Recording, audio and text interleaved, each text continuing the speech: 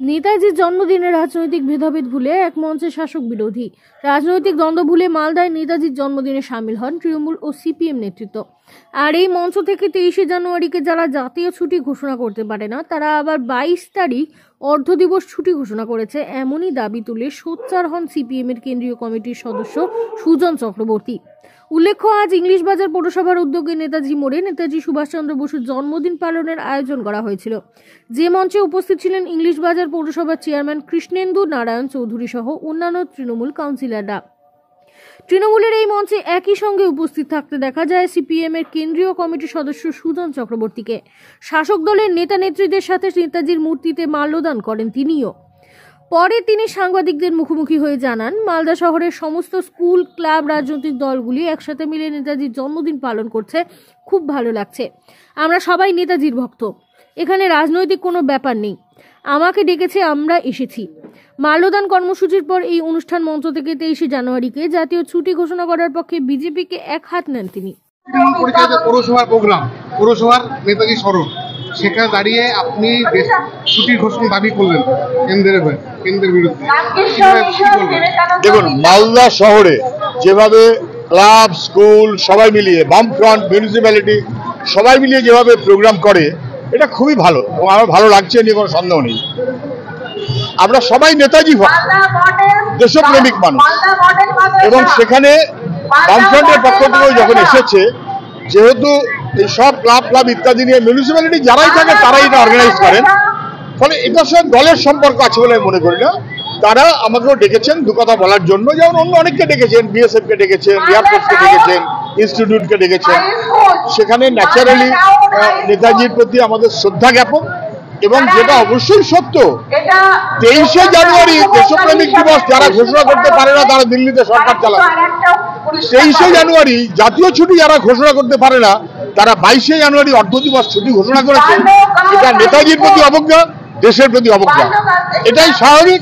আমি সে কথাটা নিশ্চয়ই বলেছি। এটা তো মুখ্যমন্ত্রীও বলছেন। মুখ্যমন্ত্রী জাতীয় ছুটিও বলেননি, দেশপ্রেমিক দিবসও ঘোষণা করেননি। আপনার জ্ঞাতার্থে জানাই, আমি ওনাকে বলেছিলাম, চিঠিও দিয়েছিলাম, কিন্তু বামফ্রন্ট দেশপ্রেম দিবস ঘোষণা করেছিল, কিন্তু এই সরকারের আমলে সেটা অনেকবার চিঠি দিয়েছি, ওরা কিছু করেছে, হয়তো ভুলে গেছে, নানান কাজে ব্যস্ত থাকে তো, কিন্তু আমি চিঠি দিয়েছিলাম, সেটা এখনো রাজ্য সরকার ঘোষণা করেনি। তবে আমাদের রাজ্যের ছুটি আছে 23শে জানুয়ারি, ওটা মমতা ব্যানার্জি যখন সরকারে আসেনি তার অনেক আগে থেকে। ইন্ডিয়া জোটে ছিল আমি জানি না ইন্ডিয়া জোট মানে কি, রাজনৈতিক দলগুলো, সেটা কি সম্পর্ক? এটা তো স্কুল আছে, ক্লাব আছে, বিএসএফ আছে, বামফ্রন্ট আছে, এটা তো মালদা শহরে নেতাজি দাঁড়িয়ে আছেন তার পাশে। এটার সঙ্গে আপনি ইন্ডিয়া মেলাবেন না। তবে ইন্ডিয়াতে মমতা ব্যানার্জি নিজেই বারবার বলছেন যে তিনি মিসফিট। আমি সিপিএম নেতা সুজন চক্রবর্তীকে চিনি না। আমি সাংসদ প্রাক্তন সাংসদ সুজন চক্রবর্তী, প্রাক্তন বিধায়ককে চিনি। তিনি এখানে এসেছিলেন, তখন আমরা সবাইকে ডেকে মাল্যদান করলাম, তিনিও মাল্যদান করার ইচ্ছা প্রকাশ করলেন। আমরা তখন তাকে মাল্যদান করতে বললাম, এটা আমাদের দায়িত্ব, কর্তব্য একজন নাগরিক হিসাবে। আমি নেতাজি সম্বন্ধে কথা বলবো। আমি প্রাক্তন কাউন্সিলর এসে আমাকে অনুরোধ করলো, আমি নেতাজি রাজ্যের সুনাম করলে বললেন রাজ্যের সরকার ছুটি ঘোষণা করেছে জন্মদিনে, কিন্তু কেন্দ্র ছুটি ঘোষণা করেনি। ওনার কথা আপনারা শুনেছেন, ওনার বক্তব্য উনি রেখেছেন। আমাদের কাজ হচ্ছে যে আমাদের এখানে যেই আসুন, দেখবেন বিএসএফ এর অফিসার এসছেন, ডিআইজি, কমান্ডেন্ট এসছেন, আলাপতি জি এসছেন, আরো এসছেন, তাদেরকেও আমরা শ্রদ্ধা জানাই। আপনারা কি ছুটির দাবি করবেন কেন্দ্রের কাছে? আমরা তো আমাদের বাংলায় ছুটিটা ঘোষণা করেছি, আমাদের নেতৃত্ব করেছেন, এটাই আমাদের কাছে বড় ব্যাপার। কেন্দ্রে তো আমরা নেই যে আমরা বলবো, কিন্তু আমাদের কথা শুনে দেও না।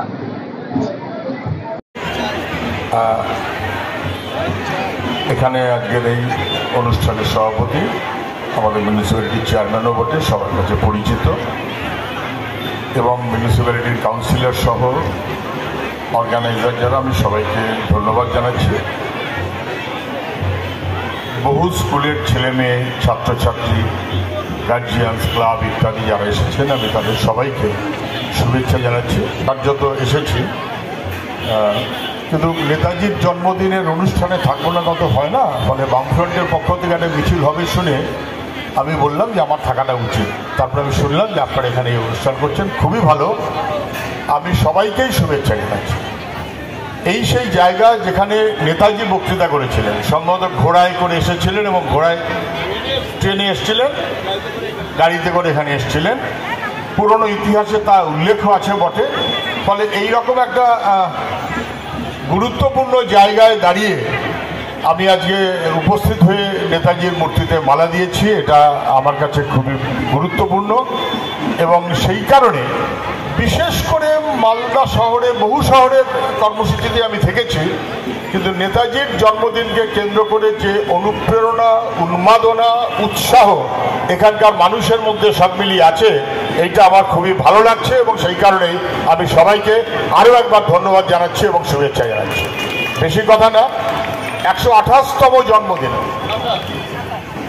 127 বছর, 128তম, 97 সাল, 97কে 1 ধরতে হবে, ধরলে 27 পূর্ণ হলো।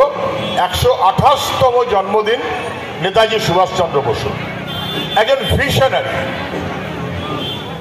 দিকদর্শন যিনি করতে পেরেছেন, ভবিষ্যৎকে যিনি বুঝতে পেরেছেন, লড়াইতে থেকেছেন এবং এটা নিয়ে কোনো সন্দেহ নেই। অনেক আর্কাইভসে এই তথ্য এখন পাওয়া যায় যে ব্রিটিশের বুকে হৃদকম্পন তুলেছিলেন যে ভারতীয় দেশপ্রেমিক মানুষ, পহেলাতে তার নাম নেতাজি সুভাষচন্দ্র বসু। এটা আমাদের সবার কাছে গর্বের। আমি অন্য কোনো আলোচনা এখানে যাওয়া উচিত হবে না। তার তরুণের স্বপ্ন, তার দেশের প্রতি ডাক, আজাদ হিন্দ সেই সময়তে যে মনোভাব থেকে নামটা দেয়া হলো এবং তার গোটা বাহিনীতে হিন্দু, শিখ, মুসলমান কোনো ভাগ কখনো ছিল না।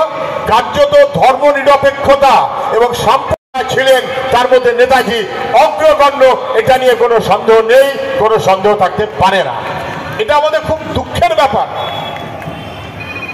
23শে জানুয়ারি গোটা দেশের জন্য দেশপ্রেমিক দিবস হিসেবে যেভাবে পালিত হওয়া উচিত, আমাদের দেশের সরকার কখনো তা করেনি। পশ্চিমবাংলায় দেশপ্রেমিক দিবস, পশ্চিমবাংলায় ছুটি, ছুটি মানে স্মরণ করার জন্য, ঘরে বসে ঘুমানোর জন্য না, এই মনোভাবের জন্য। সেখানে এটা উচিত ছিল গোটা দেশের সরকারের পক্ষে দেশপ্রেম দিবস হিসেবে ঘোষণা করার, কিন্তু যারা দেশপ্রেমের মানে বোঝে না তারা ঘোষণাও করতে পারে না এবং সেই কারণে জাতীয় ছুটি আজ পর্যন্ত ঘোষণা করেনি। কিন্তু দুঃখের ব্যাপার, 23শে জানুয়ারি যারা জাতীয় দিবস ঘোষণা করতে পারে না, তারা 22শে জানুয়ারিকে অর্ধ দিবস ছুটি বলে ঘোষণা করে। এটার চাইতে দুঃখের আর কিছু হতে পারে না। আমি কথা বাড়াবো না, এটা রাজনৈতিক আলোচনার জায়গা নয়।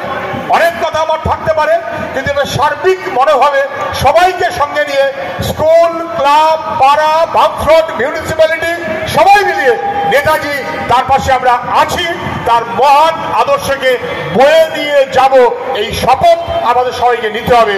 সবাইকে শুভেচ্ছা জানিয়ে আমার কথা আমি শেষ করলাম। নেতাজি সুভাষচন্দ্র বসু, তার প্রতি শ্রদ্ধা আমি আরো একবার জ্ঞাপন করলাম। ধন্যবাদ।